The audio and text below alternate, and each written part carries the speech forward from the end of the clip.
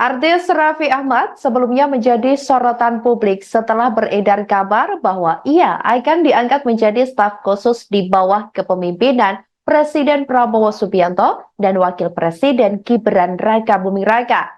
Meskipun isu ini mencuat, Raffi memilih untuk tidak memberikan komentar lebih jauh dan menunggu pengumuman resmi dari Presiden.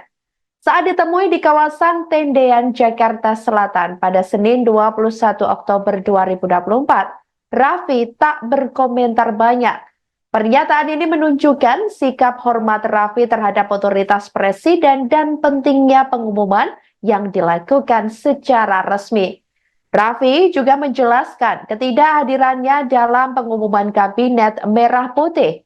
Ia menyatakan bahwa dirinya tidak diundang ke acara tersebut. Dalam kesempatan itu, Raffi tidak lupa menyampaikan selamat kepada Prabowo dan Gibran atas pelantikan mereka sebagai Presiden dan Wakil Presiden Indonesia.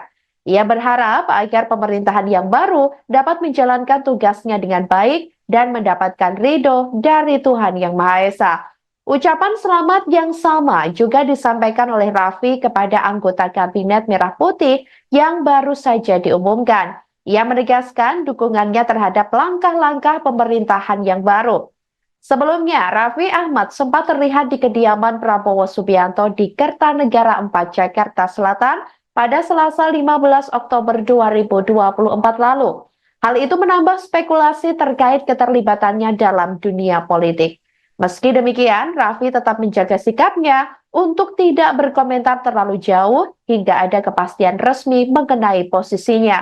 Download Tribun X sekarang, menghadirkan lokal menjadi Indonesia.